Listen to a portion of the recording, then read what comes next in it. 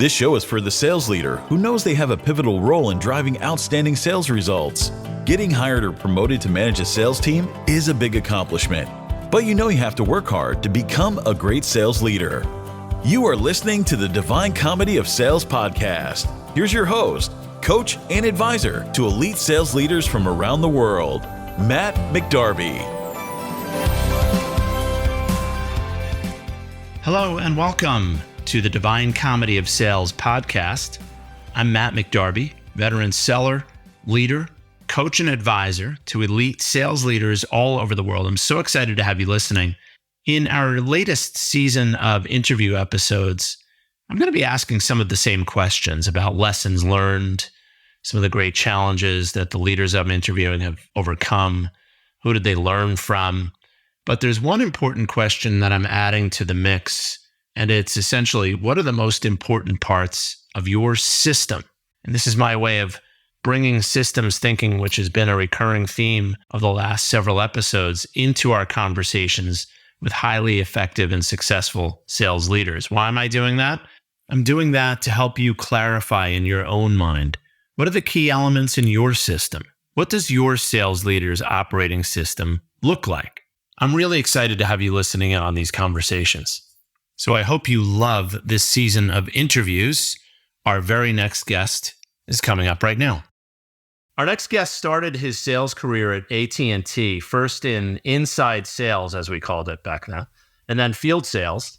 He then sold and later led sales training and development nationally at Ricoh. After that, he went on to hold sales, sales management, and sales operations and enablement leadership roles at Aderant, Core Wireless, Intap, and now Jeff is the Global Sales Enablement Leader at Lumivero, a leading data insights provider. Please welcome Jeff Macomber to the show. Jeff, welcome to the Divine Comedy of Sales. Thanks, Matt. It's great to be here, and it makes me realize just how old I'm getting. So thanks for that. The longer the bio, right? Yeah. That's why I usually only give the last few things I've done. It's even longer.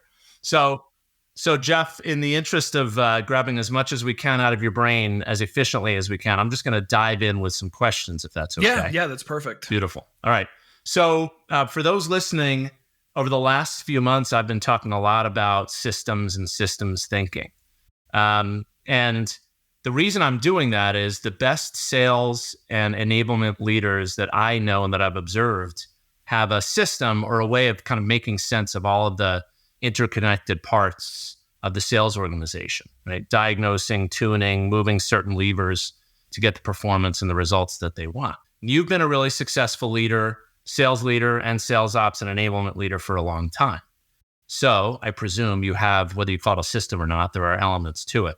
What are the most important parts of your system? Yeah, I think the way you phrased making sense out of the craziness in sort of this world of sales and just this world in general that we live in is a really good way to put it. Because when I think of a system, it's like, well, it's a very tactical way of looking at processes and components. But I think the tactics need to be reflective of your mindset and your philosophy. And I'm far enough into my career where that's changed quite a bit over time. It's evolved. And kind of where I sit today at, a little bit of a high level, my philosophy, whether it's building a sales team and managing people or running enablement, there's a few components that are top of mind. So I'll share those with you. The first is nobody knows anything. And that's my mindset. That's my philosophy. And I don't mean that. I know it's ironic that we're talking about ideas on the way sales leaders can be better at their jobs. Nobody knows anything, including us, right? And I say that because I'm a big proponent of you have to experiment, you have to fail, you have to figure out what works. What worked yesterday won't work today. What works today won't work tomorrow. What works for Matt doesn't work for Jeff.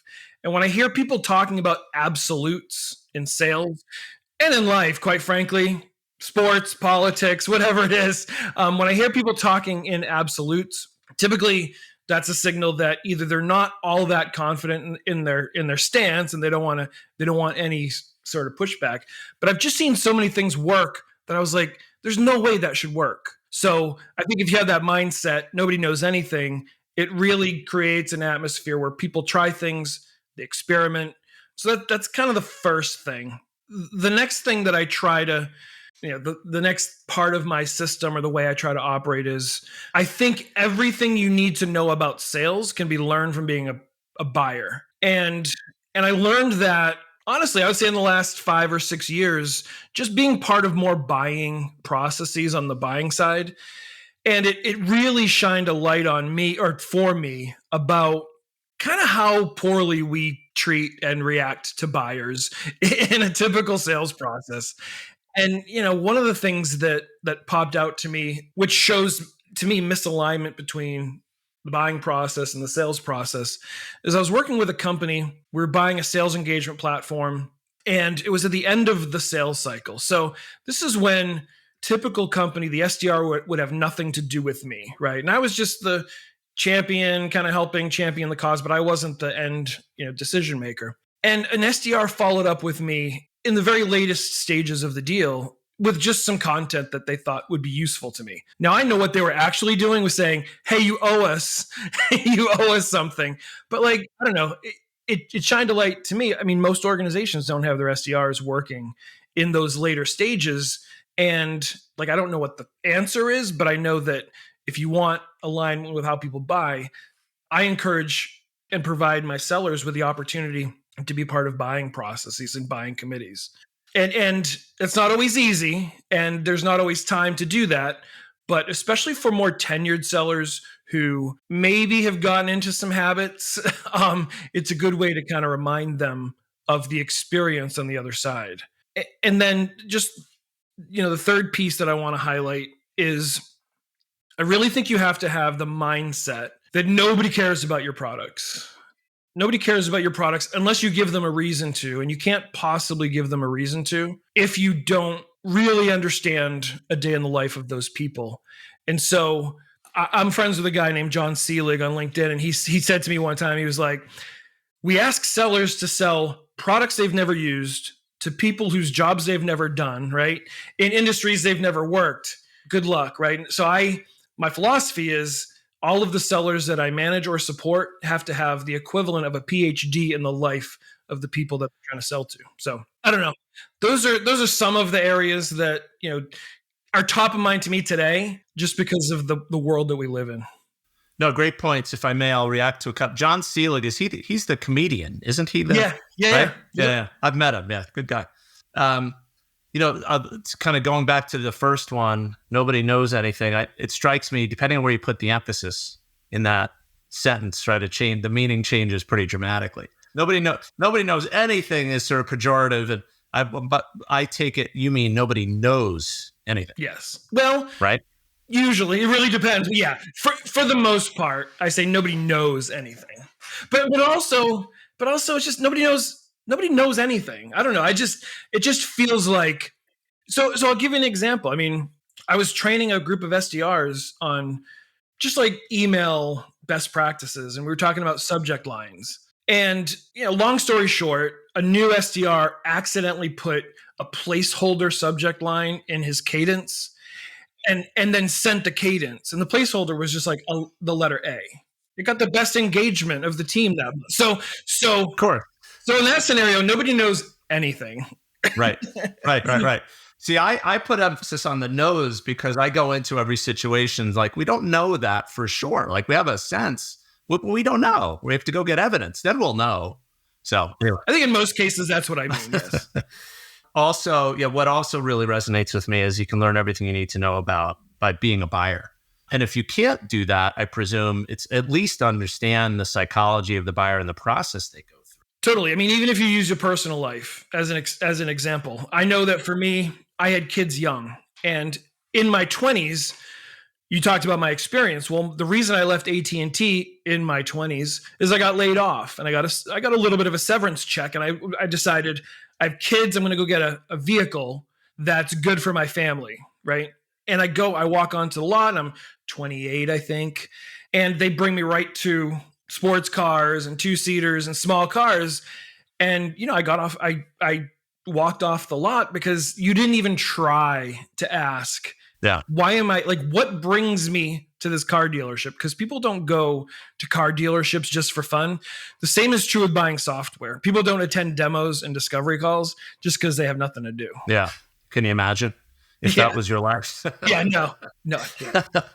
No, I wouldn't choose to do that either. All right, cool. Well, I think that well articulated, right? The key parts of the system. And then the last, of course, the mindset. Nobody cares about your products. Yeah. Until they should, right? Until something, there's a connection between something that matters to them and what you offer. So you've been in both sales leadership and enablement leadership roles and sales ops roles.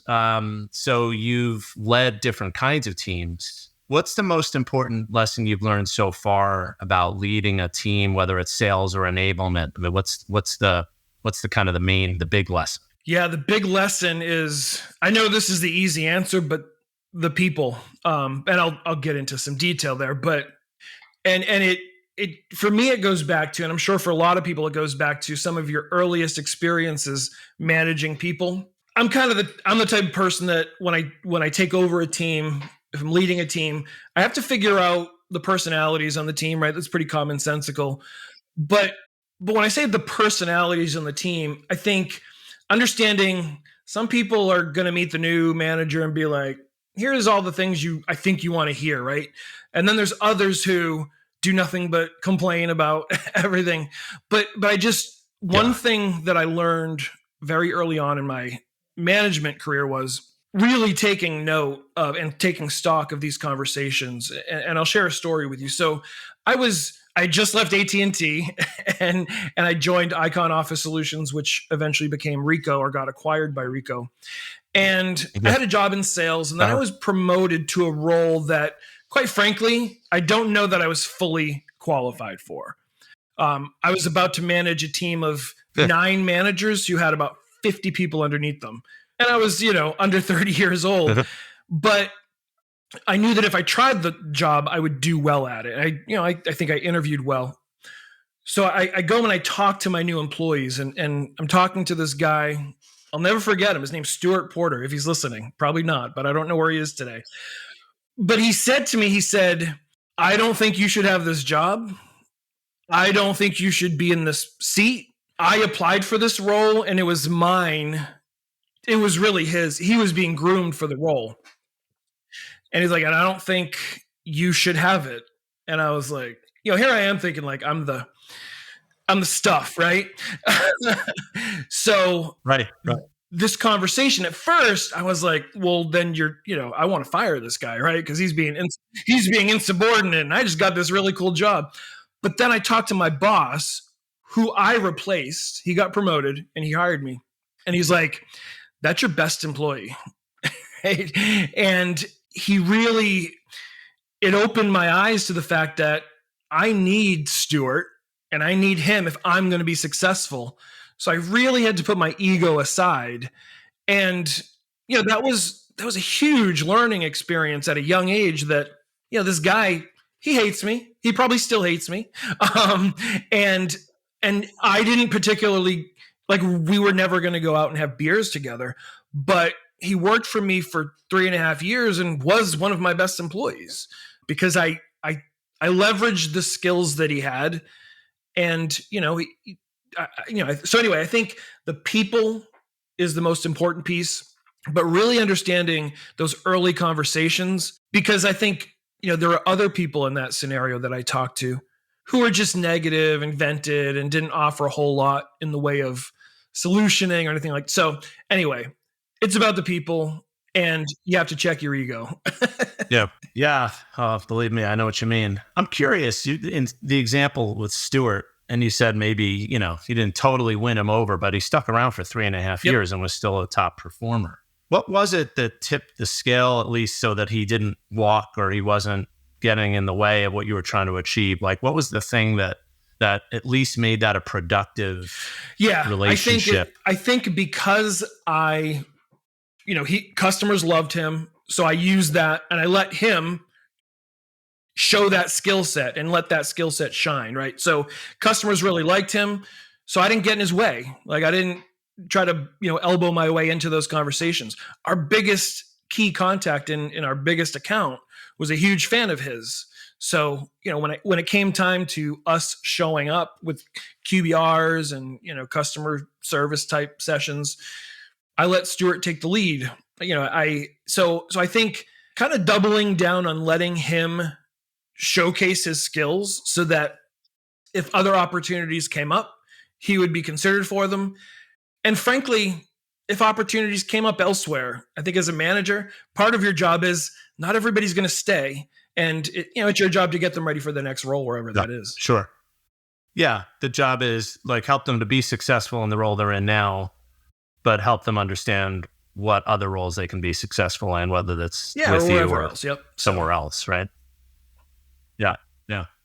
Interesting. Okay, good. I for those listening, you can't see the kind of the twitch I develop when I talk about the kind of the those moments where your ego takes a significant hit in this role. Incidentally, for those listening, the longer you do it, the more likely it is you're going to have these humbling moments, right? It's true. And you know why? Because nobody knows anything.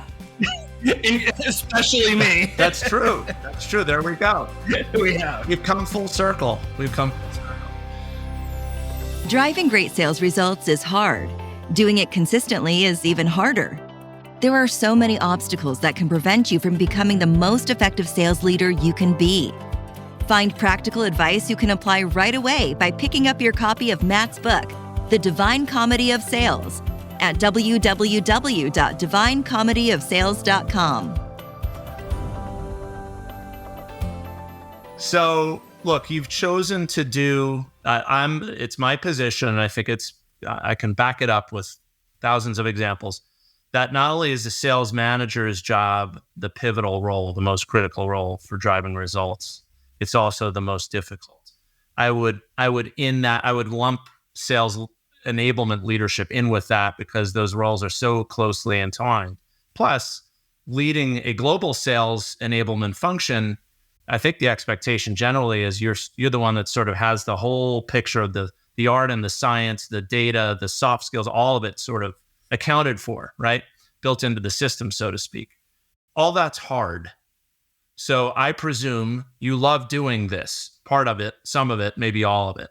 What do you love most? Yeah, it is hard, and I love to build things. Now, I'm not talking like I don't build cars in my garage, but it's funny. I've built enablement at a few different places, and inevitably that comes with, once you get enablement going, oftentimes you're asked to do other things. And when I think back, the times where I've decided to leave companies is when, all right, it's done.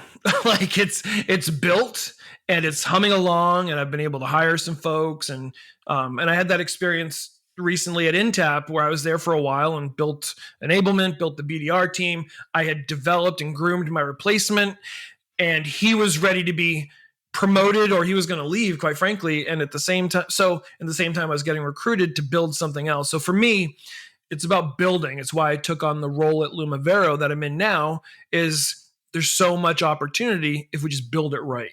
And so, I've been doing this long enough to know that I don't like to just coast, and I like the building of things. And with that comes developing people and developing process and making sure that they have the support systems necessary to go be successful, because it's really rewarding. Yeah.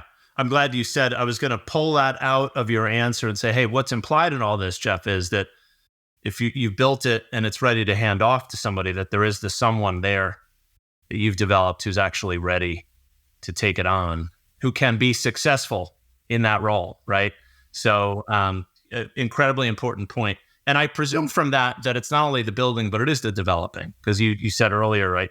One of the key lessons learned is it's about the people. Yeah, the development. So I had I guess not all that unique experience where I worked for a company called Adderant, and then a couple of years later, after I left, joined one of their competitors, because a lot of the VPs of sales that I worked with, the sales leaders, brought me into their competitor Intap. And what was really interesting about that is when you're working in the same industry where you've just hired and managed and developed a bunch of people who didn't think they were going to be successful, and even I wasn't sure they would be successful, but then you go to trade shows and you see them at the trade shows, or inevitably your paths cross. It was in legal tech, which is very tight knit, and your paths cross. Sure. And I'm seeing that old logo filled with people that I, helped hire, helped manage, helped develop. Yeah, you want to beat them, right? You want to beat them in every deal, but it's long-term thinking, sort of the long game thinking. It puts into perspective the type of impact we can have on very early career individuals, which makes it so important that we take it seriously. Because I know for me, and everybody has this story, but the sales manager that I had that took the time to really develop me, even though I probably didn't deserve it, like to this day, my best mentor. Yeah. Yeah. The impact that you have on people, the relationships that you form when you really fully invest in their development is pretty remarkable, right? And to your earlier point, right? Those are relationships that easily span an entire career, even if you've gone to work for a competitor or you're supposed to be, right? They're people that we're people rooting for. Right. We're all people. Yeah. Last time I checked. So, and I'll make a note of one quick thing, that when you moved from competitor A to competitor B, you didn't know anything. I didn't. No, as a matter of fact, if I can be honest, this really has nothing to do with anything, but when I went to interview at Intapp, which was the second company, it was at their user group meeting, the big global conference.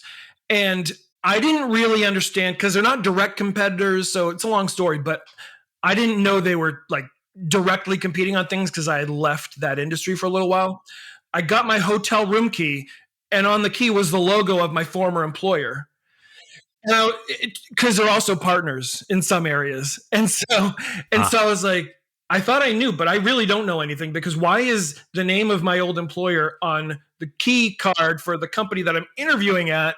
So anyway, yeah, it's a fair point. Yeah. Well, we used to call that co-opetition, right? So interesting. So I was poking fun at Jeff with the, you didn't know anything remark, but all of this, for those listening, it's an indication of, here we have a very successful leader of different functions who's humble enough to admit every time he goes into a new situation that, hey, I know what I know, but I really don't know anything about this situation. So I'm going to invest accordingly, right? I'm going to learn, try, fail, diagnose, right? And then figure out what the right combination is. So I love that. So, and I appreciate you going along with my poking at you a little bit. No, of course. So let's talk about the flip side here. So that was, what you love, right? Love building things, love developing people. What have you found to be the most challenging part of leading people, leading an organization, and what have you done about it? Yeah. So for me, it's really about understanding what motivates people. And to me, that's a very difficult thing to master, and not something I do naturally well, just being quite honest. I think I have to be very purposeful about, going back to the Stewart example. I went into that conversation with a certain mindset, and my initial reaction was probably not the best. It took some time for me to figure out exactly how to handle that.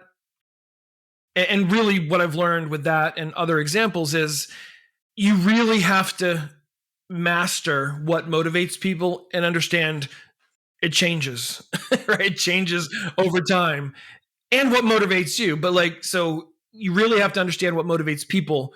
And for me, I have to be very purposeful about that in one-on-ones and in just looking at things like competency maps and skills maps, understanding, all right, people are struggling in certain areas. Is that because they're not motivated in that direction? So again, I know some people just do it naturally. I'm a big fan of the New England Patriots. They had a coach named Bill Belichick who was really good at this. He won some games doing it. I'm not naturally good at that, I would say. And so you just have to be really purposeful about analyzing your team on a regular basis and saying what motivates them. And sometimes it's recognition, sometimes it's financial, sometimes it's just leave me alone for a week, right? So whatever it is, really understanding what motivates them. Degrees of freedom can be a huge autonomy reward for people, right? In certain. And the thing, I guess the really important part of, there's a number of things you said that were really important there, but I'll pull out for the audience is we have to be intentional and seek understanding what it is that's going to motivate the individual.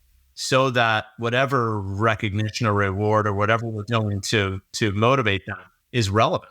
Because I may be somebody who just, look, the money's there. Don't send me the spiff or the check. Just give me some recognition for being creative. That's worth 10 times more than, right? But again, coming back to your orientation to the role, you know about yourself that this is not naturally something that, like, some people, I know what you mean. Like, they just naturally are tuned in, great at rewarding people. They're always celebrating successes. I am also not naturally that way, but I've learned the value of understanding what motivates people and what kind of recognition is going to matter, and how am I going to encourage the right behavior. But I have to have little reminders and people reminding me to do it, right? So one of the marks of a great leader is they know what their natural strengths are, but they also know what are the things that don't come so naturally that are important. I need to have something built into my system that reminds me. Yep, and especially if you're a sales manager or a new sales manager, you're just ridiculously busy and you're stressed out and you have a quota to hit and stuff's going on at home. And it's very easy for days and weeks to go by and not check in on this. And it's just something that you have to be purposeful about. Absolutely. And another key point, people's motivators change. Don't assume because you asked them at the beginning of the year that you know the one thing that's really going to get them going in July, right? Because we have lives, things happen. And what motivated me in January might be different, especially if I've had a life event or something's gone on, right? So I think that's really important. All right. So you've had mentors. You made mention sort of generally like the people who've had an impact on your development, who've become one person's kind of been a mentor over time.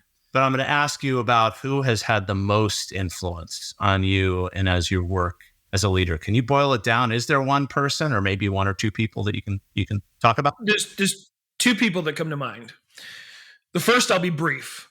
First was my high school football coach. His name is Bill Ventura. And the biggest thing that he instilled in me is every single day at practice, he would come running out of the locker room and he would just yell to us, "It's a great day for football." And like, this is every single day, no matter how crappy the day is, no matter how much it's raining, no matter how bad we lost or how much we won by. And it was just sort of that, all right, it was almost a way to level set everybody's. It really taught me to be optimistic, really, Sure. is what it did. Yeah. Even when things aren't all that positive. Yeah. So he was great, but in a corporate setting, my first real sales manager, ironically, right? My first sales manager, his name is Larry Eberly. He hired me, and it was one of these situations. So the way he hired people is the first interview was just, do I like this person? Right? It wasn't acumen. It wasn't sales. It was, do I like this person? And is this person hungry? And he was like, okay, well, here's a guy that has 5 kids and is on the younger side, right? But, so clearly I cleared that hurdle. But like, there were other parts of the interview process where he was like, like the sell me this pen scenario. I did terribly at it. And he was like, let me show you what I'm looking for, right? So even from the interview process, he was coaching me to get through the process. Right. And then, during training, every single day, it was a busy guy, busy sales manager, and we were in an office, so it's easy to pull me into the office. But every single day, he would pull me into the office and he would give me these like pieces of paper with all this stuff on it. And he's like, I need you to memorize every word on this paper to the letter. Now, the reason he wanted me to do that was there was actually a training where we would fly to headquarters and have to recite some of these solution points. But what he was doing was he was preparing me for that, but he was also preparing me for my earliest conversations with clients. Because even though memorization is not the most popular tactic, especially in sales, I can tell you that things came out of my mouth that I didn't know that I knew because I had memorized these solution points. And it just it showed me that he cared that I was over prepared for client conversations. And it just kept going that way, right? He always spent time training and coaching, and he showed me that he was pulling for me to be successful. And I think part of it was, he hired this young guy that has 5 kids and he doesn't want to be responsible for, for not working out. So I don't know. And then, just to put a point on it, he's also the one that prepared me to interview and take on that role that I was not qualified for. And because it was with the same company. And if it wasn't for him showing me how to do that, I never would have gotten that role, and probably wouldn't have accomplished a lot of what I've accomplished in my career, because I had that foundation. So sales managers are important, and they can leave a lasting impression, good or bad, right?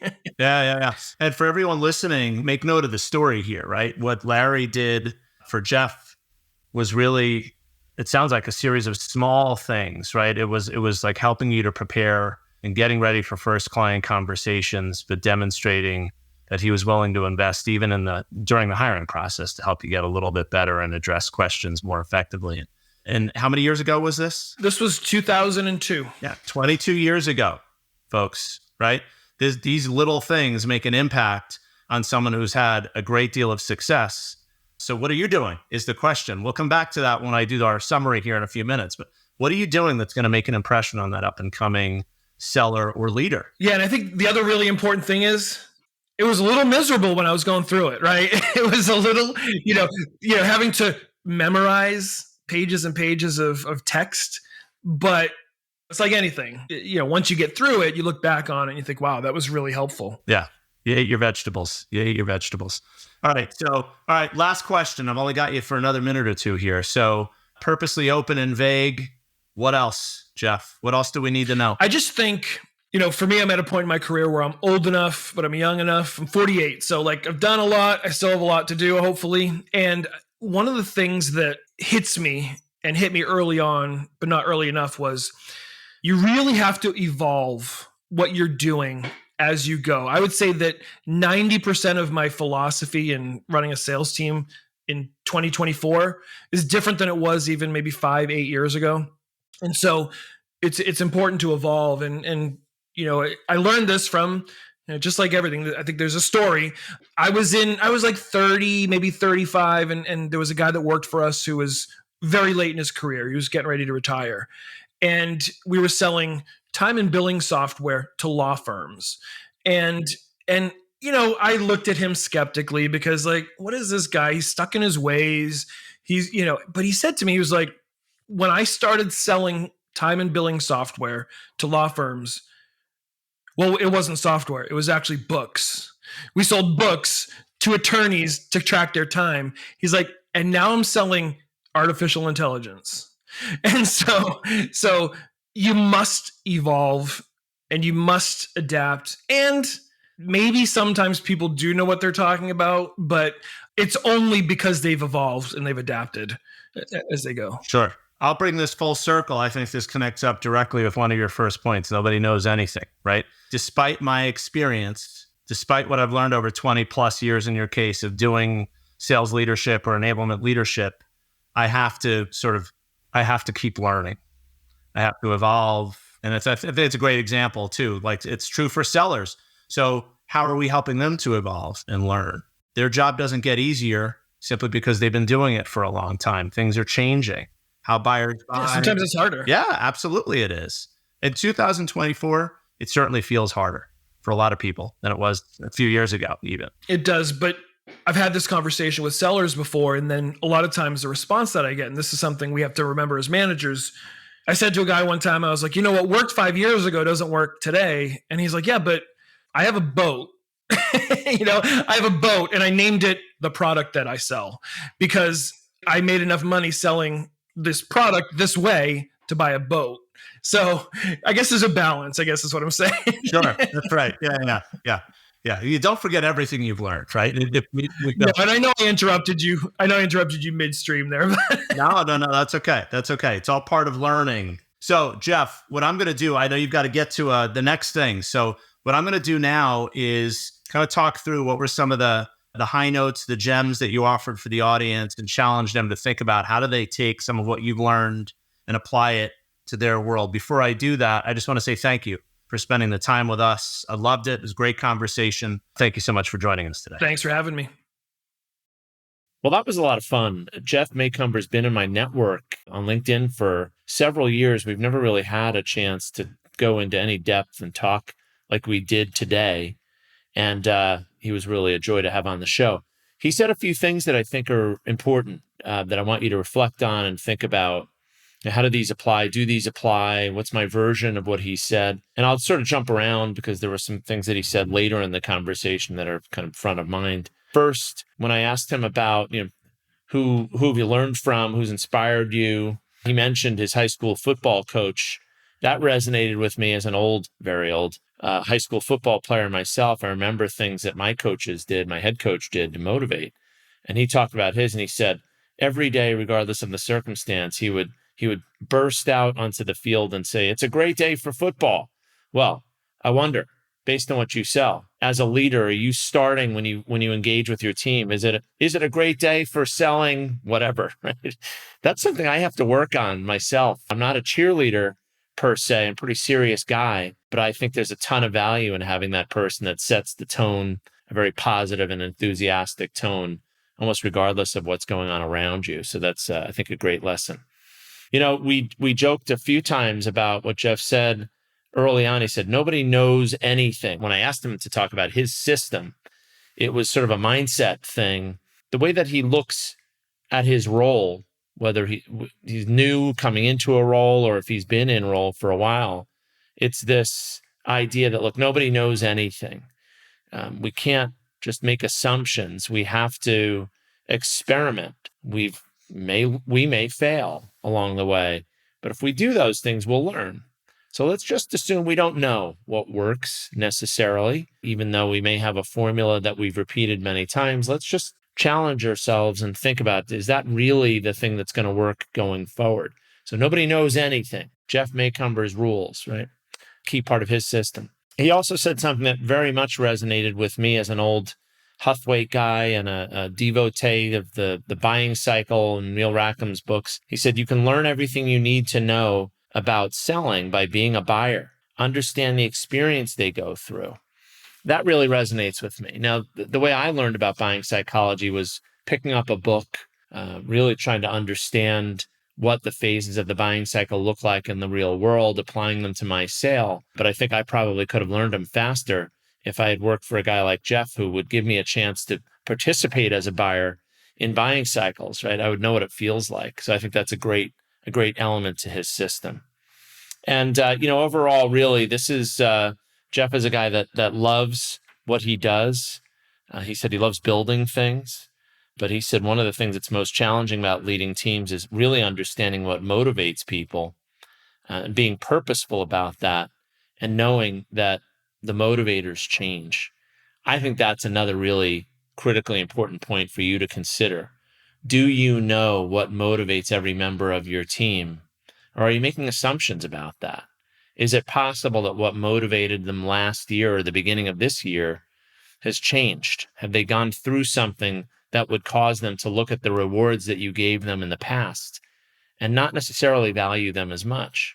So I think that's a really important lesson. So much more that I'm sure you can take away from the conversation with Jeff today. He was an awesome guest. In our next episode, we'll be talking with another great leader from a completely different walk of life, from a business perspective, an industry that I know absolutely nothing about. And that's why I gravitated towards speaking with her. I hope you'll join us for that conversation. In the meantime, I'm Matt McDarby, host and author of The Divine Comedy of Sales. Thank you so much for joining. Bye-bye for now.